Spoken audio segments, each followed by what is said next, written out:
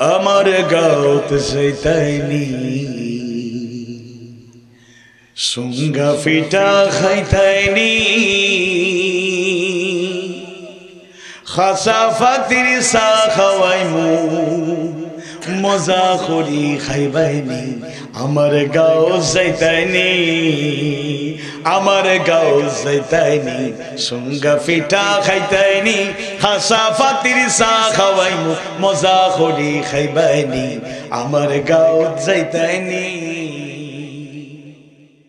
সন্ত্রাস আমাদের সমাজ রাষ্ট্রের জন্য একটা কঠিন হুমকি। শান্তি স্বস্তি নিরাপত্তা বিধ্বংসের কাজ হলো সন্ত্রাস। আল্লামা কুরতুবী জগৎ বিখ্যাত মুফাসসির রাহিমাহুল্লাহ তিনি সন্ত্রাসী কর্মকাণ্ড এর প্রকার পরিচয় দিয়েছেন। বলেছেন সন্ত্রাসী কাজ হলো চার প্রকার। কয় প্রকার? কয় ধরনের কাজ আছে সন্ত্রাসী কাজ? চার রকমের। এক নাম্বার হলো হত্যা করে লুণ্ঠন করে। হত্যাও করে লুণ্ঠনও করে। হত্যাও করলো আবার কি করলো? লুণ্ঠন করলো, লুটপাট করলো। এরকম ঘটনা মনে হয় কখনোই বাংলাদেশে ঘটে নাই নাকি? দুই নাম্বার হলো হত্যা করে তবে লুণ্ঠন করে না, একেবারে টার্গেট ভিত্তিক মার্ডার। সম্পদ লুণ্ঠন করে না, বাড়ি ঘরে হামলা করে না, যাকে টার্গেট তাকে মেরেই চলে যায়। এরকম প্রফেশনাল কিলার তৈরি করার উস্তাদ বাংলাদেশে অনেক গুরু, বস, গডফাদার আছে না নাই? আছে। তিন নাম্বার হলো হত্যা করে না, লুণ্ঠন করে। তিন নম্বর মার্ডার করে না কিন্তু লুটপাট এই কাজগুলো তারা চালিয়ে যায়। এটাও এক প্রকারের সন্ত্রাস। আর আরেক প্রকার হলো ত্রাস সৃষ্টি করে ভয় দেখায়। কি সৃষ্টি করে? ত্রাস। হঠাৎ করে দেখবেন কয়েকটা ঠুসঠা শব্দ কইরা এলাকার মানুষের ভয় দেখাইতে চায়। এরকম আছে না নাই? আওয়াজ বাড়ি বলুন, আছে না নাই? মুমিন মুমিনাদেরকে বলবো ইসলামের পথে চলতে গিয়ে, ধরেন আমরা কলেজ ইউনিভার্সিটির ক্যাম্পাসের এক্সপিরিয়েন্স থেকে বলছি, কখনো কখনো দিনের পথে কাজ করি। আমি একেবারে প্র্যাকটিক্যাল একটা ঘটনা বলি। আমি তখন এমসি বিশ্ববিদ্যালয়ে কলেজে পড়ি। কিছুদিন বারান্দায় হাঁটাহাঁটি করেছি।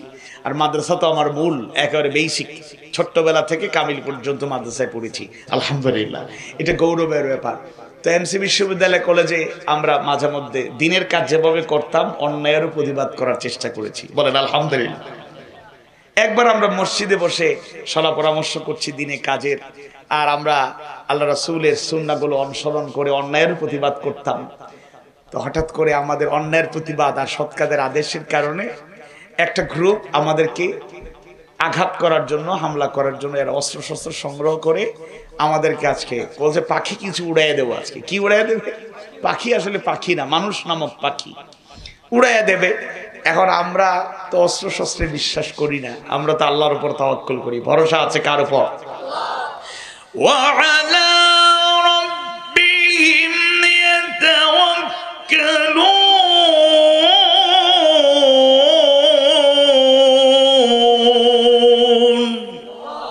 মুমিনের অনন্য গুণ হলো তারা সদা সর্বদা আল্লাহর উপর ভরসা করে। ভরসা করি যার উপর, তিনি কে?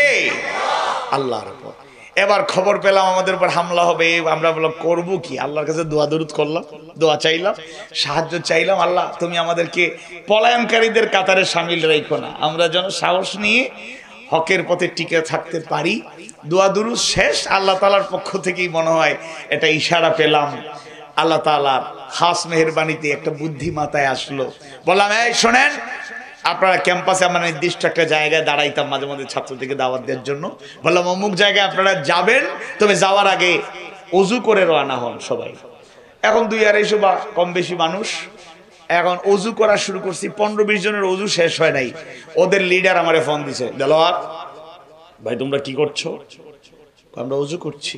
কেন অজু করছো? আমরা তো আসলে দিনের পথে চলি, আল্লাহর কথা বলি। তো এই পথে থাকলে কেউ যদি আমাদের মারে, আল্লাহর বর্ণনা, রাসূলের বর্ণনা, জি আমরা শহীদ, আমরা জানি না দুর্বল ইমানদার শহীদ হতে পারবো কিনা। যেহেতু শহীদ হওয়ার একটা সুযোগ এসেছে, তাই চিন্তা করলাম অজু যাদের নাই অজু করে পবিত্র হয়ে আল্লাহর ডাকে সাড়া দিব। আল্লাহু আকবার। সাথে সাথে কম্পন শুরু হয়ে গেছে। অস্ত্র থাকার পরে সাহস নাই, বলতেছে রাখো তোমার শহীদ হওয়া, তুমি আসো মুখ ডিপার্টমেন্টের এখানে পাশে আসো, মিলানাতনে পাশে, তোমার সাথে কথা বলবো। আমি আমার এদেরকে কন্ট্রোল করছি, তুমি তোমার এদেরকে কন্ট্রোল করার কোনো ঝামেলা নাই। মারামারি শেষ। আলহামদুলিল্লাহ বলবেন না?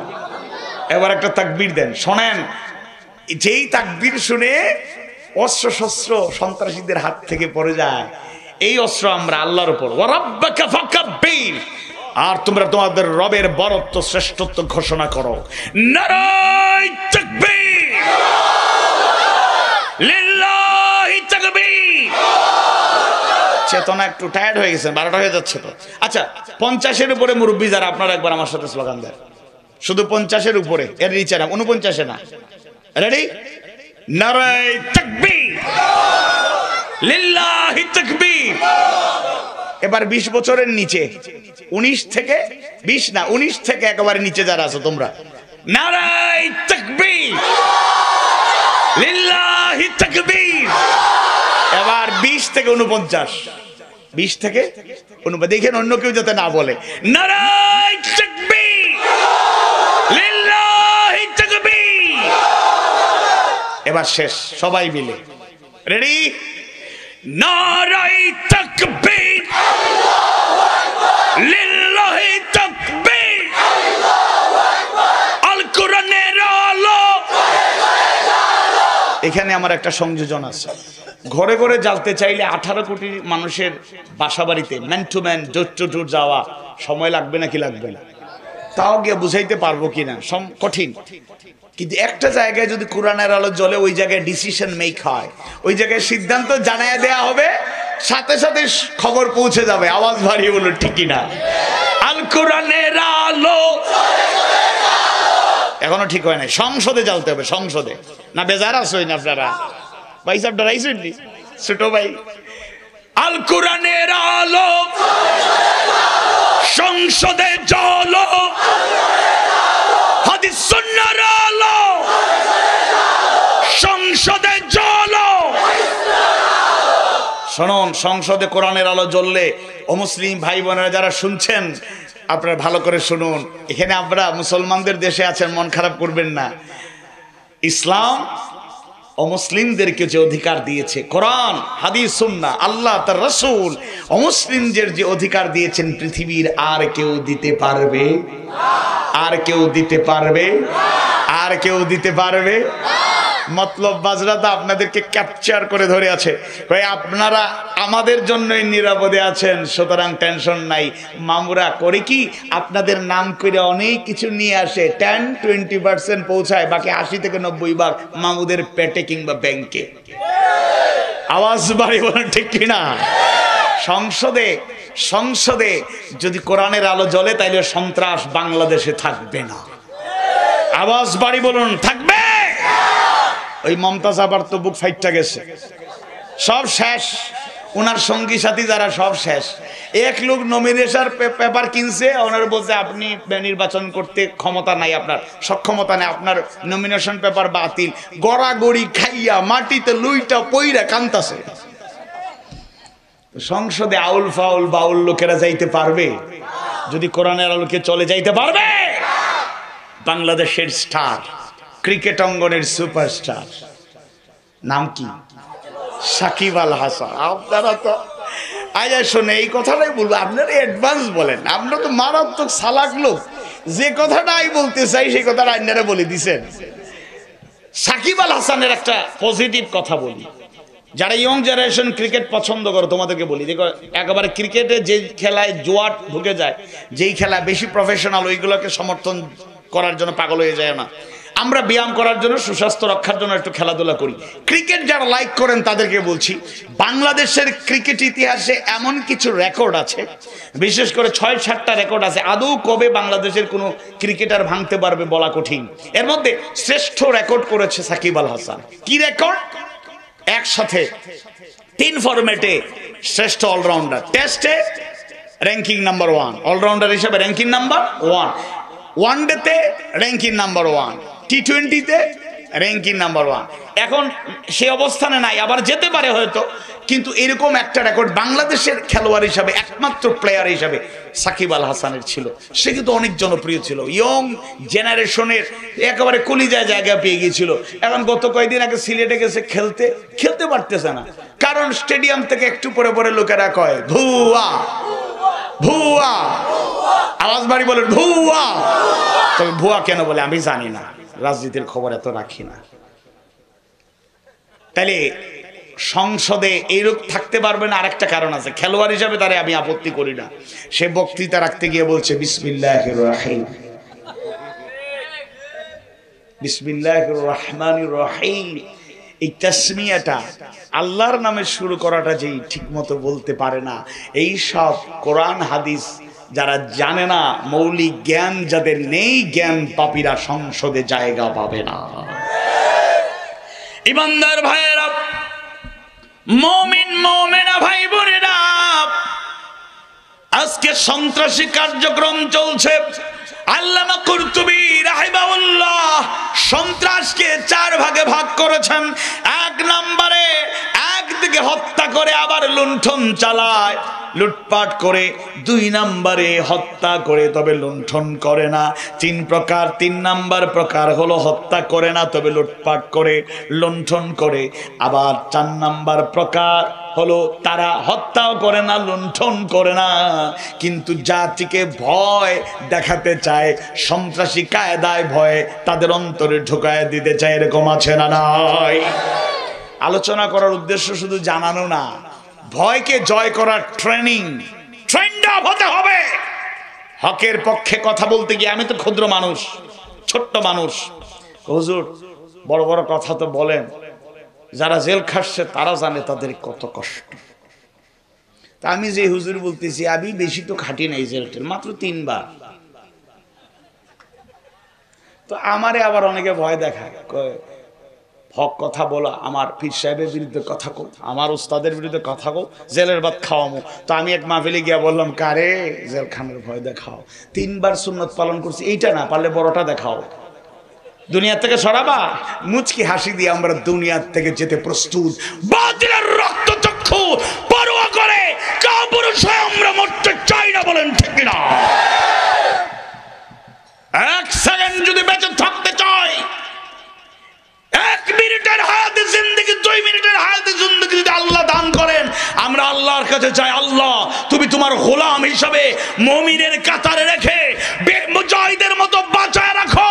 আর যেদিন বিদায়ের ঘন্টা বাজবে, মালাকুল মউত হাজির হয়ে যাবে, আল্লাহর জন্য, তার রাসূলের জন্য, কোরআনের জন্য, হাদিস সুন্নাহর জন্য, ইসলাম আর মুসলিম উম্মাহর জন্য প্রয়োজনে বুকের রক্ত ঢেলে দেব।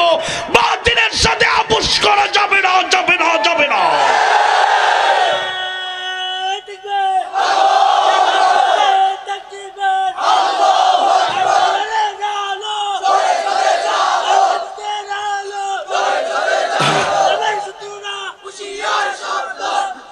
ছয় নম্বর সূরা, অর্থবহ তাৎপর্যমণ্ডিত সূরা, সূরা আল আনআমের 151 নম্বর আয়াত কারিমায় আল্লাহ সুবহানাহু ওয়া তাআলা জানায়া দেন, ওয়ালা তাকতুলুন নাফসাল্লাতী হারামাল্লাহু ইল্লা বিল হক। সূরা আল আনআমের 6 নম্বর সূরার 151 নম্বর আয়াত কারিমায় আল্লাহ সুবহানাহু ওয়া তাআলা জানায়া দেন, আর তোমরা বৈধ কারণ ছাড়া সেই প্রাণকে হত্যা করো না, কাউকে তোমরা খুন করো না। বলেন আল্লাহু আকবার। বৈধ কারণ ছাড়া কাউকে হত্যা করা যাবে? আওয়াজ বাড়িয়ে বলুন, হত্যা করা যাবে? বলবেন হুজুর বৈধ ছাড়া হত্যা করা যায় না, তাইলে বৈধভাবে কি কোন হত্যার নিয়ম আছে? আছে না নাই? আওয়াজ বাড়িয়ে বলুন, আছে না নাই? 3 বছর গোপনে দাওয়াত দিলেন আল্লাহর রাসূল। কোন যুদ্ধ বিগ্রহ ছিল? এটা কথা বলবেন, যুদ্ধ বিগ্রহ ছিল? প্রকাশ্যে দাওয়াত শুরু হলো। আল্লাহ বলেছেন ওয়া আনযির আশিরাতাকাল আকরাবিন। প্রকাশ্যে দাওয়াতের ইঙ্গিত পেলেন, প্রকাশ্যে দাওয়াত শুরু হয়ে গেল। তায়েফের ময়দানে আল্লাহ রাসূলের রক্ত ঝরল, তখন কি করে যুদ্ধের ডাক এসেছে? আসেনি। আল্লাহ রাসূল সবর করেছেন, বাকিদেরকে সবরের তাগিদ দিয়েছেন। শিবি আবু তালিবে 3 বছর আল্লাহর রাসূল আর সাহাবীদেরকে বন্দী করে রাখা হলো, কারাগারে বন্দী। তখনও কি যুদ্ধ এসেছে? আওয়াজ বাড়ি বলুন, যুদ্ধ এসেছে? সবর করেছেন, ফাসবির সবরন জামিলা। কিন্তু হিজরত যখন হয়ে গেল, মদিনাতুল মুনাওয়ারায় আল হুকুমাতুল ইসলামিয়াহ, ইসলামিক স্টেট হয়ে গেল। রাষ্ট্রপ্রধান স্বয়ং দুনিয়ার আর কেউ নয়, সাইয়্যিদুল মুরসালিন মুহাম্মদুর রাসূলুল্লাহ সাল্লাল্লাহু আলাইহি ওয়াসাল্লাম। আওয়াজ বাড়িয়ে বলি আল্লাহু আকবার। দ্বিতীয় হিজরি যেতে না যেতে যেই কাফের মুশরিকদের বাড়াবাড়ি, যে কাফের মুশরিকদের সীমালঙ্ঘন, অত্যাচার বিচার, শহীদ করা, এবং অন্যদিকে মদিনাতুল মুনাওয়ারার মানুষেরা আল্লাহ রাসূল এবং সাহাবায়ে কেরামদেরকে অন্তর থেকে কামনা করছিলেন, তারা আহলান ওয়া সাহলান জানাচ্ছিলেন। একদিকে পজিটিভ আর একদিকে নেগেটিভ। চূড়ান্ত ফয়সালা, হিজরতের ফয়সালা যিনি জানায় দিলেন তিনি কে? মক্কা ছেড়ে আল্লাহর রাসূল আর সাহাবায়ে কেরাম নিজের ঘর বাড়ি, মায়ার সেই ঠিকানা, মাতৃভূমি ছেড়ে ধন দৌলত সম্পদকে পিছনে ফেলে আল্লাহর ফয়সালায় রাসূলের নেতৃত্বে সবাই হিজরত করলেন মদিনাতুল মুনাওয়ারায়। আল হুকুমাতুল ইসলামিয়া, ইসলামিক স্টেট কায়েম হয়ে গেল, ইসলামী সমাজ বিনির্মাণ হয়ে গেল, শান্তিতে স্বস্তিতে চলছে। কিন্তু আবু জাহেল, উতবা, সাহেবারা মক্কায় থেকেও শান্তি পায় না, হুঙ্কার দেয়, থ্রেট করে, পলিটিক্যাল, ফিনান্সিয়াল নানাবিধ ডিস্টার্ব করা শুরু করলো। দ্বিতীয় হিজরি যেতে না যেতে রমাদান মাসে 17ই রমাদান ফয়সালা জানায় দিলেন যিনি তিনি কে? সবর ছিল, ঠিক আছে। এবার আল্লাহ তাআলা বললেন, এবার সবরের চূড়ান্ত রূপ, অন্যায়ের সমুচিত জবাব দেওয়ার জন্য রেডি হয়ে যাও, যাও বদরের প্রান্তরে। 313 জন প্রস্তুতি নেই বললেই চলে। তাওয়াক্কালতু আলাল্লাহ, আল্লাহর উপর ভরসা করে, আল্লাহর প্রতি ঈমান রেখে, রাসূলের আনুগত্য ঠিকঠাক রেখে সাহাবায়ে কেরাম ছুটলেন। কাফের মুশরিকরা 1000 অস্ত্র শস্ত্রে সজ্জিত, ফুল প্রিপারেশন তাদের ছিল, কিন্তু মুসলমানদের প্রিপারেশন নাই। এরপরও বিজয়ী যারা হলো তারা মুসলমান। বিজয় দান করলেন যিনি তিনি কে? নাসরুম মিনাল্লাহি ওয়া ফাতহুন করিব। আজও আমাদের হৃদয়ের চাওয়া পাওয়া, গোটা দুনিয়ায় মজলুমদের আমরা বিপদমুক্ত দেখতে চাই, আল্লাহর কাছে আমরা সাহায্য চাই। বিজয়েরও দরকার আছে না নাই? আওয়াজ বাড়ি বলো, দরকার আছে না নাই? একদিকে 13টা বছর, বিশেষ করে প্রকাশ্যে দাওয়াত শুরু হওয়ার পর হিজরত পর্যন্ত 10টা বছর নির্যাতন, নিপীড়নের স্টিমুলার চালু হয়েছে। আল্লাহ রাসূলের সামনে সাহাবীদেরকে নির্যাতন করা হয়েছে। ইয়াসির পরিবারের উপর নির্যাতন, আল্লাহ রাসূল তো একবার প্রতিবাদ করেন নাই, বরং উল্টো বলেছেন সাবরান আলা ইয়াসির, হে ইয়াসির পরিবার ধৈর্য ধরো। ধৈর্য ধরেছেন। আবার যখন মদিনাতুল মুনাওয়ারায় চলে গেলেন, ইসলামের হুকুমাত হয়ে গেল, এবার বাড়াবাড়ি সীমালঙ্ঘন, আল্লাহ বললেন এবার আর মেনে নেওয়া যায় না। চূড়ান্ত রূপ এবার কিতাল ফি সাবিলিল্লাহ, কুতিবা আলাইকুমুস সিয়াম বলার মাধ্যমে রমাদানের রোজা যেভাবে ফরজ হয়ে গেল, কুতিবা ফরিদা আলাইকুমুস সিয়াম। আল্লাহুম্মা বারিক লানা ফি রজব ওয়া শাবান ওয়া বাল্লিগনা রমাদান। সবাই পড়ি আমিন। কুতিবা আলাইকুমুস সিয়াম বলার মাধ্যমে যেভাবে রমজানের সিয়াম সাধনা করে ফরজ করে দেয়া হলো, একইভাবে আল্লাহর ফয়সালা চলে আসলো, কুতিবা আলাইকুমুল কিতাল। এবার চূড়ান্ত লড়াই করা ফরজ যিনি করলেন তিনি কে? বদরে চলে গেলেন। রমাদান মাস, রোজা রাখলে মানুষ দুর্বল হয় না, ইমানদাররা আরো মজবুত হয়। দুর্বল হয় না মজবুত হয়? আমরা যেন দুর্বল না হই, আল্লাহ আমাদেরকে এরকম ইমানি চেতনা দাও, বলেন আমিন। 14 জন শহীদ হলেন, 70 জন কাফেরকে দুনিয়া থেকে বিদায় করে 70 জনের ঘাড় ধরে বন্দী করে বিজয় অর্জন করলেন, ছিনিয়ে আনলেন, সাহায্য করলেন যিনি তিনি কে? আরো আছে যারা সন্ত্রাসী কাজ করে, অবৈধভাবে হত্যা করে, লুণ্ঠন করে, তাদের ব্যাপারে কিন্তু ফয়সালা আছে। এর আগে আরেকটা আয়াত শোনাই। আল্লাহ তাআলা ফিতনা ফাসাদ থেকে দূরে থাকার জন্য যে নির্দেশ দিয়েছেন, 7ম সূরা আরাফের শুরুতে আল্লাহ তাআলা বলছেন, ওয়ালা তুফসিদু ফিল আরদ, আর তোমরা জমিনে ফাসাদ তৈরি করো না। বলেন আল্লাহু আকবার। যারা ফাসাদ তৈরি করে, যারা বিনা অপরাধে কাউকে হত্যা করে, 4 ধরনের সন্ত্রাসী কার্যক্রম চালায়, যারা টেরোরিজম সন্ত্রাসবাদকে লালন করে। কোরআনের বিধান তাদের জন্য কি এবার শুনুন। তাদেরকে শাস্তির ব্যবস্থা আল্লাহ তাআলা করেছেন। এটা আমাদের কোনো ফয়সালা নয়, যার ফয়সালা তিনি কে? আওয়াজ বাড়ি বলুন, তিনি কে? সূরা আল মাইদার 33 নম্বর আয়াত। কত নম্বর আয়াত? সূরা আল মাইদা 33 নম্বর আয়াত থেকে তাদের জন্য 4টি শাস্তি বর্ণনা করা হয়েছে। 1, যারা অন্যায়ভাবে কাউকে হত্যা করে তাদেরকে হত্যা করতে হবে। তবে এই সমাজে আমরা পারবো না, এটা ইসলামী হুকুমাত হয়ে গেল।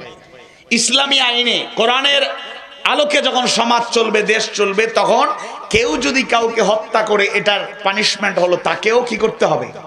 হত্যা করতে হবে। বলেন আল্লাহু আকবার। কি কড়া সিদ্ধান্ত! অথচ আমাদের সমাজে অহরহ মার্ডার হয় নাকি হয় না? আওয়াজ বাড়ি বলুন, হয় নাকি হয় না? 2 নাম্বার হলো যারা হত্যাও করে, লুণ্ঠনও করে, তাদেরকে শুলে চড়ানো হবে। খালি হত্যা না, একে জঘন্য কায়দায় বর্বরচিত কাজের জন্য তাকে শুলে চড়িয়ে, কষ্ট দিয়ে, পীড়া দিয়ে, শাস্তি দিয়ে দুনিয়া থেকে বিদায় করতে হবে। বলেন ঠিক না? 3 নাম্বার হলো যারা লুণ্ঠন করে তাদের হস্তপদ বিপরীত দিক থেকে কেটে ফেলা হবে। হাত এবং পা কি করতে হবে? কেটে ফেলতে হবে। প্রস্তুত আছেন ইনশাআল্লাহ? এখনের জন্য না, ফিউচারের জন্য রেডি থাকেন ইনশাআল্লাহ। 1 মাঘে শীত যায় না, লম্প ঝম্প কইরা লাভ নাই। যত জুলুম চালাচ্ছেন ইমানদারদের ইমান আরো বাড়াইয়া দিচ্ছেন। আওয়াজ বাড়ি বলেন ঠিক কিনা? খারাপ লাগে, আমাদের দিদি ভাইয়েরা শহীদ হয়ে যাচ্ছেন, পৃথিবী থেকে চলে যাচ্ছেন, খারাপ লাগে, কষ্ট লাগে। তাদের স্মৃতিগুলো আমাদেরকে অনুপ্রাণিত করে। তবে মনে রাখবেন, যাদের জন্য আমরা মাঝে মাঝে কাঁদি, আহারে কত আবেগের জায়গায় আমার রাহবার ছিলেন, আমির ছিলেন, সর্বোচ্চ দায়িত্ব পালন করেছেন, হাসি মুখে জীবন দিলেন, ফাঁসির মঞ্চে ঝুলে শহীদ হয়ে গেলেন। 1 মুহূর্তের জন্য দুর্বল ইমানদারের পরিচয় দেন নাই। সুবহানাল্লাহ। একদিকে আমাদের কলিজায় আঘাত লাগে, আবার সান্ত্বনা খুঁজে পাই। তারা যা চেয়েছিলেন আল্লাহ কবুল করলেন। কারণ ইমানদার যারা, তারা সব সময় শাহাদাতের মওত কামনা করে। মরতেই হবে যখন, শহীদি মরণ দিও আমাকে। মরতেই হবে যখন, শহীদি মরণ দিও আমাকে। শাহাদাত জানি শুধুই জীবন, শাহাদাত জানি শুধুই জীবন, সে জীবন দিও আমাকে। মরতেই হবে যখন, শহীদি মরণ দিও আমাকে। সবাই বলুন আমিন। মনে রাখবেন, যারা শহীদ হয়ে যায় তাদেরকে মৃত বলা যাবে না। আল্লাহ সুবহানাহু ওয়া তাআলা কোরআনুল কারীমের সূরাতুল বাকারার 154 নম্বর আয়াতে কারিমায় জানিয়ে দেন, ওয়ালা তাকুলু লিমান ইউকতালু ফি সাবিলিল্লাহি আমওয়াত বাল আহইয়াউ ওয়ালাকিন লা তাশউরুন।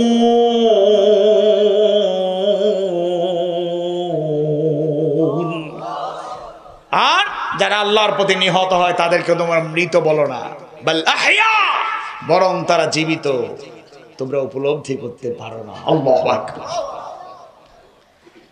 তাহলে 2 নম্বর শাস্তি হলো যারা হত্যা করে, লুণ্ঠন করে, তাদেরকে শুলে চড়াতে হবে। আর 3 নম্বর, যারা লুণ্ঠন করে তবে হত্যা করে না, তাদের হাত পা পিছনের দিক থেকে কেটে দিতে হবে। 4 নম্বর হলো দেশ থেকে বহিষ্কার করতে হবে। ত্রাসের রাজত্ব যারা কায়েম করতে চায়, সমাজের শান্তি শৃঙ্খলা নষ্ট করে সন্ত্রাসকে যারা প্রতিষ্ঠা করতে চায়, এদের দেশে থাকার কোন অধিকার আছে? আওয়াজ বাড়ি বলুন, অধিকার আছে? এখন তরুণ প্রজন্ম অনেকে লাফালাফি করছে, বেশি করছে, দল খেলা হয়ে লাঠিয়াল বাহিনী হিসাবে যারা লম্বঝম্ব করছে। সিচুয়েশন পরিবর্তন হলে দাদা বাবু এবং ভিন দেশে পালানোর প্রতিযোগিতা হবে, কিন্তু পালানোর রাস্তা দেওয়া যাবে না, যাবে না, যাবে না। যারা মানুষের শান্তি নিরাপত্তা নস্যাৎ করেছে, এদেরকে দেশ থেকে পালানোর আগে কয়দিন ধইরা লালদানের ভেতরে রাইখা রিমান্ডে নিয়ে ঠিকঠাক মতো শাস্তি প্রয়োগ করার পরে এবার বলবো দেশ ছাড়। আওয়াজ বাড়িয়ে বলুন ঠিক কিনা? তাহলে এই বিষয়টা এখানে শেষ করি। সন্ত্রাসের 4টা প্রকার আল্লামা কুতুবী রাহিমাহুল্লাহ বর্ণনা করলেন, আর শাস্তি হিসেবে সূরা মাইদা 33 নম্বর আয়াতে কারিমার আলোকে 4টা শাস্তির কথা আমরা বলে দিলাম। এবার যে বিষয়টা আমরা আলোচনা করতে চাই এটা দিয়ে আমরা শেষ দিকে চলে যাব ইনশাআল্লাহ। সেটা হচ্ছে গুরুত্বপূর্ণ বিষয়, এটার নাম হলো দুর্নীতি। কি নীতি? সুনীতি না দুর্নীতি? আওয়াজ বাড়ি বলুন, সুনীতি না দুর্নীতি? কারাপশন, কারাপশন, দুর্নীতি। দুর্নীতি হলো কুনীতি, কুরীতি, ন্যায় ও ধর্ম বিরুদ্ধ আচরণ। পরিভাষায় দুর্নীতি বলা হয় অবৈধ পন্থার ব্যবহার, অবৈধ পদ্ধতি বা কৌশল অবলম্বন করে বিশেষ স্বার্থ উদ্ধার। এরকম কিছু আমাদের দেশে আছে না নাই? আবার বলি, শোনেন, মনোযোগ দিয়ে শোনেন, ডিস্টার্ব ফিল করবেন না। দুর্নীতি বলা হয় অবৈধ পন্থার ব্যবহার, যে কোনো কাজ হাসিল করার জন্য অবৈধ পন্থার ব্যবহার, অবৈধ সিস্টেমকে ফলো করা, কার্যকর করা, অবৈধ পদ্ধতি বা কৌশল অবলম্বন করে বিশেষ স্বার্থ উদ্ধার করা। এরকম কাজ আমাদের সমাজে হয় নাকি হয় না? দিনের কাজ রাতেও হয় নাকি হয় না? দিলেও না অন্যজন দেওয়ার ব্যবস্থা হয় নাকি হয় না? 2% হইলেও 40% হয় নাকি হয় না? নাগরিক বা রাষ্ট্রের প্রতি অবিচার করা, এটাও দুর্নীতি। নাগরিক বা রাষ্ট্রের প্রতি অবিচার করা যাবে? আল্লাহ বলছে ইন্নাল্লাহা ইয়া'মুরু বিল আদলি ওয়াল ইহসান। আল্লাহ আদেশ করছেন। কার আদেশ? আর আওয়াজ কমে গেছে আপনাদের। কার আদেশ? আল্লাহর আদেশ পালন করা ফরজ না নফল? ইমানদাররা আল্লাহর আদেশ পালন করতে গিয়ে জীবন দিয়ে দাও।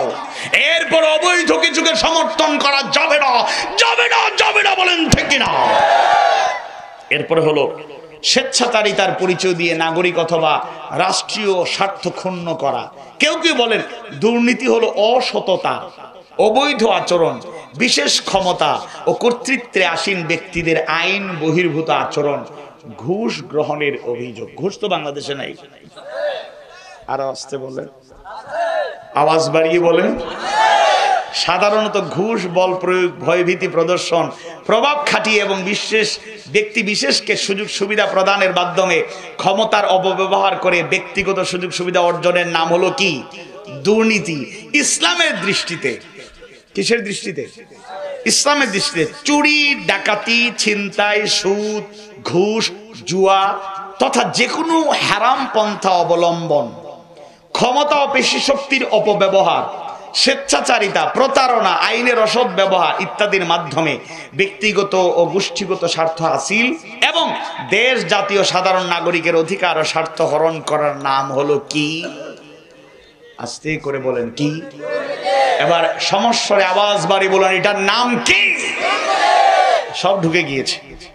আপনারা তো বাজালিয়া বাজারে যদি পান ছিচকে চুর, কেরানীহাটে পাইছেন মনে করেন, দোকান থেকে ড্রয়ার খোলা ছিল, হঠাৎ করে 500 টাকা 1000 টাকার নোট নিয়ে, ওই সিদ্দিক চূড়ার মতো না, যাই হোক, দোকান থেকে 500 টাকা বা 1000 টাকার নোট নিয়ে দিছে দৌড়। আপনি সিসি ক্যামেরা দেখে ফেলাইছেন।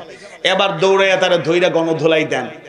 যুবক অনেকেই খুশি, ফেসবুকিং শুরু হয়ে যায়, লাইভ। দর্শক, ভিউয়ার্স, আপনারা দেখতে পাচ্ছেন এই মুহূর্তে কেরানীহাটে মেহফিল রেস্টুরেন্টের পাশ দিয়ে একটা চোর 500 টাকা 1000 টাকার নোট নিয়ে দৌড় দিয়েছিল। তাকে ধরে আমরা গণধোলাই দিয়ে কিছুক্ষণ পরেই পুলিশের হাতে সুপর্দ করিয়া শাস্তির ব্যবস্থা করিয়া ফেলিব। আছে না নাই? আহা, চুরিকে আমি সমর্থন করি না, এটা কিয়ামত পর্যন্ত হালাল না হারাম? আওয়াজ বাড়ি বলেন, হালাল না হারাম? কিন্তু আফসোস এই জাতির জন্য, অভাবের তাড়নায় 500 টাকা চুরি করেছে, অভাবের তাড়নায় 1000 টাকা কিংবা সামান্য জিনিস চুরি করেছে, গণধোলাই দিয়া নির্মম পাশবিকতার পরিচয় দিয়া দুনিয়ার থেকে বিদায় করতে পারেন, প্রাউড ফিল করেন চোরে মারছি? No, never. যদি ক্ষমতা আর ইনসাফ আদল দেখাতে চান, আমি আজকে সাতকানিয়াবাসী, বাজালিয়াবাসী বিপ্লবী মানুষদের বলবো, এই ছিচকে চোরদের ধরে গণধোলাই দিবেন না। হ্যাঁ, চুরি করছে, শাস্তির আইনের হাতে তুলে দেন, কয়দিন জেল খেটে 7, 10 দিন, 15 দিন পরে শর্টকাট একটা কোর্স করে আসো, এরপরে হয়তো সংশোধন হইতে পারে। চর্তাপ্য নাও দিয়ে একটা দিলেন, গণধোলাই দিয়ে একটা লোকের মারার অধিকার আপনারে কে দিল? কে দিয়েছে আপনাকে এই পাওয়ার? যদি পাওয়ার দেখাতে চান, আমি আজকে আপনাদেরকে স্পষ্ট বলে দিচ্ছি, ছিচকে চোরকে ধরেন। আর যারা পুকুর চোর, সমুদ্র চুরি করে, জনগণের টাকা 1000 কোটি টাকা লুটপাট করে ভিনদেশে পাচার করে সুইস ব্যাংকে পাঠায় দেয়, তাদেরকে তো চোর ডাকাত কিছুই বলেন না, সেলুট দেন, স্যার স্যার, বস বস বলতে বলতে চাপায় ব্যথা করে, লজ্জা লাগে এই জাতির জন্য। এজন্য ছিচকে চোরের পেছনে দৌড়ালে হবে না। দেশ এবং জাতির সম্পদ লুণ্ঠন করে, দুর্নীতি করাপশন করে দেশকে দেউলিয়া বানাতে চায়, এদেরকে চিহ্নিত করে গণপ্রতিরোধ করে তোলার মাধ্যমে শাস্তি করার সময় এসেছে, বলেন ঠিক কিনা? সাহস থাকলে ঐক্যবদ্ধ হন, অন্যায়ের প্রতিবাদ করেন, এটা আমার কোনো কথা নয়। রাসূল শিখিয়েছেন, মান রাআ মিনকুম মুনকারান ফালইউগাইয়িরু বিয়াদিহি। কোন অন্যায়ের প্রতিরোধ করতে চান, তাহলে প্রথমে হাত দিয়ে, মানে শক্তি দিয়ে। তবে এটা রাষ্ট্র, ইসলামী রাষ্ট্র হলে এটা প্রপারলি ইউটিলাইজ করা যাবে, আইন প্রয়োগ করা যাবে। কিন্তু যেই এলাকায় ইসলাম প্রিয় মানুষেরা আছে, সেই জায়গায় ঐক্যবদ্ধভাবে দুর্নীতিবাজকে দমন করতে হবে। আওয়াজ বাড়িয়ে বলে ইনশাআল্লাহ। ইমানদার ভাইয়েরা, মুমিন মুমিনা ভাই বোনেরা, আল্লাহ সুবহানাহু ওয়া তাআলা আয়াত কারিমার মাধ্যমে মানুষের সম্পদকে ছল ছাতুরির আশ্রয়ের মাধ্যমে ভক্ষণ করতে নিষেধ করেছেন। কোরআনুল কারীমের গুরুত্বপূর্ণ সূরা, চতুর্থ সূরা আন-নিসার 29 নম্বর আয়াতে কারিমায় জানায়া দেন, ইয়া আইয়ুহাল্লাযীনা আমানু লা তাকুলু আমওয়ালাকুম বাইনাকুম বিল বাতিল। সবাইকে বলেন নাই, আল্লাহ তাআলা ঈমানদারদের বলছেন, হে ঈমানদারগণ, তোমরা পরস্পরের মধ্যে তোমাদের ধন সম্পদ অন্যায়ভাবে খেয়ে ফেলো না। অন্যায়ভাবে ছল ছাত্রীর আশ্রয় নিয়ে অন্যায়ভাবে কারো সম্পদ ভোগ করা যাবে? আওয়াজ বাড়ি বলুন, ভোগ করা যাবে? আওয়াজ বাড়ি বলুন, ভোগ করা যাবে? সুতরাং দুর্নীতি কারাপশন থেকে দূরে থাকতে হবে। রাসূলের সেই হাদিস কারো অজানা নয়, আয়াতুল মুনাফিক সালাসুন। আল্লাহর রাসূল বলেন, মুনাফিকের আলামত 3টি। ইযা হাদাসা কাযাবা, যখন কথা বলে মিথ্যা বলে। ওয়া ইযা ওয়াদা খলাফা, যখন ওয়াদা করে খেলাফ করে। ওয়া ইযা তুমিনা খানা, আর যখন তার কাছে আমানত রাখা হয় তখন খেয়ানত করে। মানুষকে ধোঁকা দেয়, প্রতারণার আশ্রয় নেয়, ওয়াদা করে জনগণের মাল আত্মসাৎ করব না, আমি হক আদায় করে জনগণের সম্পদ রক্ষণাবেক্ষণ করব। কিন্তু যখনই চার পেয়ে যায়, ক্ষমতার আসন পাকাপুক্ত হয়ে যায়, ওয়াইদা তুমিনা খানা, যখন আমানত সে হয়ে যায়, আমানতদার হয়ে যায়, তখন আমানতের খেয়ানত করে। বলেন নাউযুবিল্লাহ। এই দুর্নীতি সন্ত্রাসের পিছনে আরেকটা বিষয়ে দৃষ্টি আকর্ষণ করে শেষ করতে চাই। এই সমাজে সন্ত্রাস, অপকর্ম যা হচ্ছে, এর পিছনে আরেকটা ভয়াবহ সামাজিক অবক্ষয় আছে, এটার নাম হলো মাদক। মাদক তো বাজালিয়ায় নাই, সাতকানিয়া তো নাই, চট্টগ্রাম মাদক মুক্ত, এরকম ঘোষণা কি কেউ দিতে পারবেন? কেউ দিতে পারবে? 30 জানুয়ারি মাহফিল ছিল বাঁশখালীতে, এর আগের দিন ছিল ঈদগাঁও কক্সবাজার। তো আমরা চকরিয়া রাতে থেকেছি, দিনের বেলায় বাঁশখালী রোডে আমরা পেকুয়া চৌমনি ক্রস করার পরেই সিগন্যাল পেলাম, পুলিশ ভাইয়েরা আমাদের দাঁড় করালেন। আমরা তো মাহফিলে যাব, সময় কম, এরপরও আমরা উইথ রেসপেক্ট আমরা গাড়ির গ্লাস দামিয়ে কথা বললাম, পরিচয় দিলাম। এরপরে হুজুর আপনার কোনো কার্ড থাকলে দেন। আমরা তো কার্ড নিয়ে আসছি কিনা 2 দিনের সফরে বলতে পারিনি, মানিব্যাগ থেকেও খুঁজে দেখি নেই, বলছি না কার্ড তো সাথে নেই, আসলে মানিব্যাগে নাই। আমার সাথে মিডিয়ার ভাই বলছেন উনি কে, আমি যে মিডিয়ার লোক, ইসলামিক মিডিয়াতে কাজ করেন, কার্ড আছে ওনার, একটা কার্ড আছে, উনিও এটা ভুলে ফেলে আসছে। বলছে তাইলে তো হুজুর কিছু করার নাই, চেক করতে হবে। বলতে গাড়ি থেকে নেমে পেছনে খুলে দেওয়া হচ্ছে চেক করার জন্য। সাথে সাথে এমবি ছিল, মোবাইলে নেট অন করে আমার নামটা সার্চ দিয়ে বললাম দেখেন তো এই চেহারার সাথে এই চেহারা মিলি কিনা, মিলার পরে যদি আপনি যা সিদ্ধান্ত নেবেন সেটাই চূড়ান্ত। হুজুর আচ্ছা না আপনি তো আচ্ছা ঠিক আছে হুজুর চলে যান। তবে একটা কথা উনি ফাঁকে বললেন যে প্রধানমন্ত্রীর অফিসের বড় এক কর্মকর্তার পরিচয় দিয়ে কিছুদিন আগে মোটামুটি ভালো পরিমাণ ইয়াবা এদিকে কি হয়েছে, পাচার হয়েছে। এবার আরেকটা তথ্য ওনারা দিলেন যে হুজুর কষ্ট নিবেন না। বললাম চেক কেন এখানে, ওই ইয়াবা এদিকে যায় কেমনে, ওই রোড তো এইদিকে। না এই রোড তো পরিচিত রোড, এখন যারা সাপ্লাই করে এখন রোড চেঞ্জ করে আপনাদের এই কেরানিহাটের সামনে দিয়ে আপনারা যাইতে দেন না, মাঝে মাঝে ধরাই দেন। কেন? তাদের ব্যবসাটা কষ্ট দিচ্ছেন আপনারা। এই এলাকার মানুষ তো হকপন্থী, সুযোগ পাইলে ইনফরমেশন দিয়ে দেয়। এবার কি হয়েছে, তাদের ইয়াবা পাচার বন্ধ, এবার বাঁশখালী রোডে যায়। কিছু দূর যাওয়ার পরে এইখান থেকে ছুটলাম, কিছু দূর যাওয়ার পরে আবার দেখা যায় আবার ডিবি ড্রেস পরে ওনারা চেক করছে। আমি বললাম একটু আগে তো স্যারদের সাথে কথা বললাম, ভাইদের সাথে দেখা হয়েছিল। ও আচ্ছা আচ্ছা হুজুর যান, তাইলে যান, সমস্যা নেই। তাইলে ইয়াবা বাবা কক্সবাজার, চট্টগ্রাম, সিলেট, বাংলাদেশে কোথাও নাই দেখে আসে? আওয়াজ বাড়ি বলেন আছে না নাই? মাদক আমাদের তরুণ প্রজন্মকে শেষ করে দিচ্ছে। আর তরুণ প্রজন্ম বইরা কি লাভ, মুরব্বীরা মাইন্ড করে না, আপনারা ভালো মানুষ, বুড়ারাও জোয়ান হতে চায়। আমার মাদক নিয়ে একটা লেখা আজকেও একটা ইয়েতে আমি পাঠালাম, মাদক নিয়ে স্টাডি করতে গিয়ে পেলাম বাংলাদেশে 24 প্রকারের মাদক আছে। কত প্রকারের? এর মধ্যে 6-7টা নাম আমরা জানি, আর বাকিগুলোর নামই জানি না। ভদ্রলোকেরা সবাই কি আর সাধারণ জিনিস খায় নাকি? ওনারা একটু হাই লেভেলের, হাই কোয়ালিটির মাদক গ্রহণ করে, পানির মতো, বলেন নাউযুবিল্লাহ। এজন্য এই অনুরোধটা করে যাই, মাদক মদ এক ঘোষণাতেই হারাম হয়ে যায় নাই। 3টা ধাপে আল্লাহ তাআলা হালাল হারাম করেছেন, কারণ এরকম বদভ্যাস এমন অভ্যাস, দীর্ঘদিনের অভ্যাস, একদিনে দূর করা যাবে না। তাই আল্লাহ তাআলা প্রথমত উপকারিতা অপকারিতা বর্ণনা করলেন, দ্বিতীয় পর্যায়ে দেখলেন অনেকেই কমিয়েছে, অনেকে এখনো খায়, নামাজেও মাঝে মধ্যে ডিস্টার্ব হয়, ভুল পড়ে, এই জন্য ভুল হয়ে যায়। এবার আল্লাহ তাআলার ফয়সালা জানায় দিলেন অন্তত লা তাকরাবুস সালাহ ওয়া আনতুম সুকারা, তোমরা নামাজে যখন যাও অন্তত মদ খেয়ে যাও না, নেশা করে যাবে না। সর্বশেষ আয়াত যখন নাজিল হয়ে গেল সূরা আল মাইদার 90 নম্বর আয়াত, আল্লাহ তাআলা জানায় দেন ইয়া আইয়ুহাল্লাযীনা আমানু ইন্নামাল খামরু ওয়াল মাইসিরু ওয়াল আনসাবু ওয়াল আজলামু রিজসুম মিন আমালিশ শাইতান ফাজতানিবুহ। এই আয়াত নাজিল হওয়ার পরে মদ জুয়া হালাল না হারাম? আর কষ্ট দেব না, কিন্তু শেষ করে নেব। হালাল না হারাম?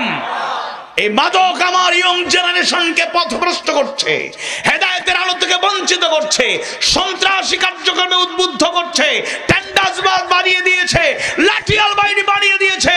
এজন্য রাষ্ট্রীয়ভাবে প্রচেষ্টা অব্যাহত আরো জোরদার হয়তো হবে, কিন্তু গ্রামে গঞ্জে গ্রাসরুট লেভেল পর্যন্ত সবাই যদি ঐক্যবদ্ধ না হই, মাদককে না বললেই শুধু চলবে না, একেবারে মাদকের শিকড় গভীর থেকে উপড়ে ফেলতে হবে। বলেন ঠিক কিনা? এটা উপড়ে ফেলতে হলে আপনাদের আমাদের সবার সহযোগিতা লাগবে। একেবারে যার যার এলাকায় চিহ্নিত করে করে প্রশাসনের সহযোগিতা নিয়ে যদি আমরা মাদককে নির্মূল করার প্রয়াস চালাই, তাহলেই একটা সন্ত্রাসমুক্ত দুর্নীতিমুক্ত সমাজ ধীরে ধীরে গঠন হবে ইনশাআল্লাহ। আর সাথে সাথে জুয়ার নাম যেহেতু আসছে, এখন কিন্তু জুয়া একেবারে মোবাইল পর্যন্ত হাজিরা দেয়। প্রেজেন্ট স্যার আছে না নাই? ইতিমধ্যে অনলাইন জুয়ার মাধ্যমে অনেকে ভিটা বাড়ি পর্যন্ত বিক্রি করার উপক্রম হয়েছে, দেউলিয়া হয়ে যাচ্ছে, চরিত্রহীন হয়ে যাচ্ছে। সন্তান টাকার জন্য বাবা মায়ের সাথে অভদ্র অসুন্দর আচরণ করছে। এজন্য জুয়ার নামে যেই অনলাইন জুয়া থেকে শুরু করে যে কোনো পর্যায়ে জুয়া যেখানে আছে সেখান থেকে এটাকে সমূলে উৎপাটন করার জন্য একেবারে গ্রাসরুট লেভেল পর্যন্ত, গ্রামগঞ্জ পর্যন্ত সবাইকে এক হয়ে যেতে হবে। বলেন ইনশাআল্লাহ। 12টা বাজাই লিছি আপনারা, আর সামনে কষ্ট দিবার। তরুণ যুবকরা যারা আছো, আমার প্রিয় কমিটির সদস্য, তোমাদেরকে এবং সবাইকে শেষ একটা আহ্বান জানিয়ে আমি শেষ করতে চাই। তরুণ যুবক এবং তাওহীদ প্রিয় মানুষেরা, যদি আমরা নিজেকে প্রকৃত ইমানদার হিসেবে গড়ে তুলতে চাই, মুমিন মুমিনা হিসেবে গড়ে তুলতে চাই, চরিত্রকে যদি সুরক্ষিত রাখতে চাই, তাহলে একটা ইবাদতের কোনো বিকল্প নাই। এটার নাম হলো কি? সালাত। ইন্নাস সালাতা তানহা আনিল ফাহশাই ওয়াল মুনকার। সূরা আনকাবুতের 45 নম্বর আয়াতে কারিমায় আল্লাহ সুবহানাহু ওয়া তাআলা জানিয়ে দেন, নিশ্চয়ই সালাত মানুষকে অশ্লীল এবং মন্দ কাজ থেকে বিরত রাখে। সুতরাং অশ্লীলতার থেকে যদি বাঁচতে চাই, যাবতীয় মন্দ কাজ থেকে বাঁচতে চাই, যে ইবাদত আমাদেরকে ভালো করে গ্রহণ করা লাগবে, সেই ইবাদতের নাম হলো সালাত। একটা প্রশ্ন অনেকের মনেই জাগে, আল্লাহ তাআলা বললেন নামাজ মানুষকে অশ্লীলতা এবং মন্দ কাজ থেকে দূরে রাখে, কিন্তু আমাদের সমাজে এমন মুসল্লির অভাব নাই, 5 ওয়াক্ত নামাজ এমনকি তাহাজ্জুদ পড়ার খবরও পাওয়া যায়, কিন্তু সুদের কারবার একদিনের জন্য বন্ধ হয় না। 5 ওয়াক্ত সালাত তাহাজ্জুদেরও খবর পাওয়া যায়, কিন্তু ঘুষের লেনদেন নেয়ার ক্ষেত্রে অগ্রগামী আছে না নাই? রমাদান মাসের একটা গল্প আমি অনেক আগে বলেছিলাম, আমিও ছোট্টবেলায় শুনেছিলাম। এক কর্মকর্তার কাছে এক লোক ফাইল নিয়ে আসলো, সাথে বড় একটা বান্ডিল। কি বান্ডিল বুঝতে পারছেন? টাকার বান্ডিল। এটাকে সহজ ভাষায় বলে ঘুষের বান্ডিল। আইসা দিচ্ছে, স্যার আপনার পাওনাটা। রমাদান মাস, উনিও রোজা সেও রোজা। বান্ডিলটা দেখতেই যিনি নেবেন তার চাহিদা অনুযায়ী পরিপূর্ণ খামটা নিয়ে এসেছে। আবার তিনি খুশি হওয়ার কথা, তিনি রাগ করে বললেন, বেয়াদব! কোন মাস এখন? রমাদান মাস। রোজা রেখেছো? জি স্যার। ইয়েস স্যার, আমি রোজাদার। স্যার আপনার চাইতে ভালো রোজাদার কয়জন আছে? দিনের বেলা রোজা রেখে কাজটা করলা কেমনে? I am sorry for that sir, খুবই ভুল হয়েছে, আমাকে মাফ করবেন, আমি চলে যাচ্ছি, এখন আর আসবো না, অন্য সময় আসবো ইনশাআল্লাহ। দরজার কিনারে চলে গেছে, বহু দূর থেকে। এই শোনো, কষ্ট করে বহু দূর থেকে এসেছো, ঠিক আছে ড্রয়ারে রেখে দাও, ইফতারের পরে দেখবো। তাইলে সুবে সাদিক থেকে সূর্যাস্ত পর্যন্ত ঘুষ খাওয়া হারাম, ইফতারের পর কি হালাল হয়ে যায়? আহারে, 5 ওয়াক্ত নামাজ পড়ে আরো কত তাহাজ্জুদের গল্প আমরা শুনি। আমাদের এক নেতা তো বলছে দৈনিক 70-80 রাকাত নফল নামাজ পড়ে। আমরা তো নিজেই চিন্তা করি পাই না কোন টাইমে পড়ে। এদের ব্যাপারে আবার খবরও পাওয়া যায়, মাঝে মধ্যে জনসমর্থন পাওয়ার জন্য জানাজায় দাঁড়ায় যদি ওযু নাই। আছে না নাই? এজন্য নামাজ একদিকে চলবে, আবার অশ্লীলতা বেয়াপনা চলবে। এটা সমাধান দিয়ে যাই। পরে আপনারা বলবেন একটা মাছ শুরু করিয়া মাঝখান থেকে শেষ করিল্লা, সমাধান দিয়া গেল না। নামাজ অশ্লীলতা এবং মন্দ কাজ থেকে বিরত রাখে। আমরা বিরত থাকতে পারি না কেন? মূল জায়গায় চলে আসুন। সূরা মুমিনুনের শুরুতে আল্লাহ তাআলা জানায় দেন, বিসমিল্লাহির রহমানির রহিম, قد أفلح المؤمنون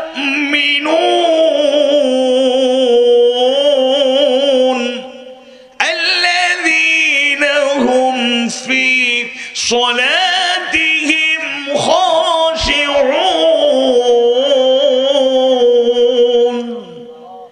আল্লাহ বলছেন قد أفلح المؤمنون, অবশ্যই মুমিনরা সফল হয়েছে। বলেন আল্লাহু আকবার। কোন মুমিনরা? তাদের গুণ কি? আল্লাযীনা হুম ফি সলাতিহিম খাশিউন, যারা তাদের সালাতের মধ্যে থাকে বিনয় অবনত। সালাতে থাকে খুশু খুদু। এবার প্র্যাকটিক্যাল কথা বলি, খুশু খুদু আমাদের যতদিন না আসবে, সালাতের হেফাজত ঠিক মতো যতদিন না করতে পারবো, নামাজ 40 বছর পড়বো, 50 বছর পরে চলে যাব মনে মনে আমি তো জান্নাতি হয়ে গেছি, কিন্তু এই নামাজ হয়তো কবুল হবে না যার কাছে তিনি কে। কিছু লোক আছে নামাজ, এটা তো কমন, শেষ বৈঠকে পড়ছে ইমাম সাহেব একটু দেরি হচ্ছে, সিগন্যাল দেয়। বলেন তো কি সিগন্যাল? ঠান্ডার দিনে কাশি লাগলে বাস্তবতা থাকলে আল্লাহ মাফ করবে, কিন্তু অনেকের অভ্যাস হয়ে গেছে। ঘড়ি লাগায় রাখছে জামাতের টাইম ঠিকঠাক মতো দেখার জন্য। ইন্নাস সালাতা কানাত আলাল মুমিনিনা কিতাবাম মাওকুতা। কিন্তু মুসল্লি এরকম আছে, নামাজে দাঁড়ায় ঘড়ির দিকে তাকায়। ইমাম সাহেব মাগরিবের নামাজে তো লম্বা সূরা পড়া কি দরকার ছিল? মনে মনে ভাবে আছে না নাই? এক মুসল্লি কেরানীহাট না, মনে করেন আমাদের সিলেটের একটা আছে মদিনা মার্কেট, তো সেখানে মদিনা কত সুন্দর নামে, এক ব্যবসায়ী আসরের নামাজে গিয়ে পড়ছে ইমামের সাথে, সালাম ফিরাইছে, এখন তিনি তাসবিহ তাহলিল করছেন। ইমাম সাহেব নামাজে ভুল হইছে। কি ভুল হইছে? আপনি তো 3 রাকাত পড়লেন, আসরের নামাজ তো 4 রাকাত। কেউ তো বললো না, আপনি এত কনফিডেন্স নিয়ে বলছেন, ব্যাপারটা কি শোনেন, এই বাজারে আমার 4টা দোকান আছে, সকাল থেকে যা ব্যবসা করলাম আসরের সময় হিসাব, বিকালবেলা একটা হিসাব মিলাই, প্রথম রাকাতে প্রথম দোকানের হিসাব মিলাই, দ্বিতীয় রাকাতে দ্বিতীয় দোকানের হিসাব, 3 নম্বর রাকাতে 3 নম্বর দোকানের হিসাব মিলেছে, 4 নম্বর দোকানের হিসাব মিলিতে সুযোগ দিচ্ছেন আমারে। কি মনোযোগ! এরকম নামাজ 40 বছর না 100 বছর পড়লে করে কাম হবে? খুশু খুদুর সাথে, একাগ্রতার সাথে সালাতের আরকান আহকাম গুলোকে যথাযথভাবে মেনটেন করে, নামাজে যেভাবে আল্লাহর ভয় থাকবে, বাইরে গেলেও আমার একই অবস্থা থাকবে। নামাজে যেভাবে আমার একাগ্রতা থাকবে, বাইরে গেলেও একাগ্রতা থাকবে। চোখ নিয়ন্ত্রণে থাকে নামাজে। কখন কোন জায়গায় চোখ দিতে হয় আমরা জানি না? জানি। রুকুর সময় কোন জায়গায়, সিজদার সময় কোন জায়গায়, দাঁড়িয়ে থাকলে কোন জায়গায়। একইভাবে বাইরে গেলেও এই চোখকে হেফাজত করতে হবে, নতুবা দেখবেন ইফটিজিং দিন দিন বাড়বে, জীবনেও কমবে। তাহলে সমাধান একটাই, যুবক এবং আপামর জনতা, মা বোনদেরকে বলতে চাই, সালাত ছেড়ে দিয়ে না। মা বোনদের অনেক সময় ভালো কাজ করতে গিয়ে সালাত, মেহমানদারি করা সুন্নত। এখন মেহমান আসছে বাসা, ওনাদের রান্না করতে করতে জোর গিয়ে আসো শেষ। কিসের মেহমানদারি? স্টপ করে দিন। যদি মেহমানের সবর থাকে, খাইতে চান, হঠাৎ করে উপস্থিত মেহমান আসছেন, সবর করে বসে থাকেন। কি কর? তারা ওরা আমার টাইম নেই, আমি খুবই ইম্পর্টেন্ট পার্সন, তো আমার খুব সময় নেই। তাহলে দাওয়াত খাইতে আসছেন কেন? চলে যান, হোটেলে গিয়া খান, মেহফিল রেস্টুরেন্টে ভালোই চা বানায়, মালাই চা খান। আছে না নাই? মা বোনেরা খবরদার, দুনিয়ার স্বামীকে, শ্বশুর শাশুড়িকে, সন্তান সন্ততিকে, দুনিয়ার আত্মীয় স্বজনকে খুশি করতে গিয়া, খুরমা পোলাও খাওয়াইতে গিয়া নামাজ কাজা হয়ে যাবে। জিউ টাইমে নামাজ পড়া, একটু দেরি হয়েছে ঠিক আছে, নামাজ কাজা হয়ে যাচ্ছে। আপনাকে এই পারমিশন কে দিল? আল্লাহর বিধান মানা ফরজ। আল্লাহকে সন্তুষ্ট করে সব কাজ করতে হবে। আল্লাহ তাআলা বোঝার তৌফিক দিন। বলুন আমিন। আওয়াজ বাড়িয়ে বলুন আমিন।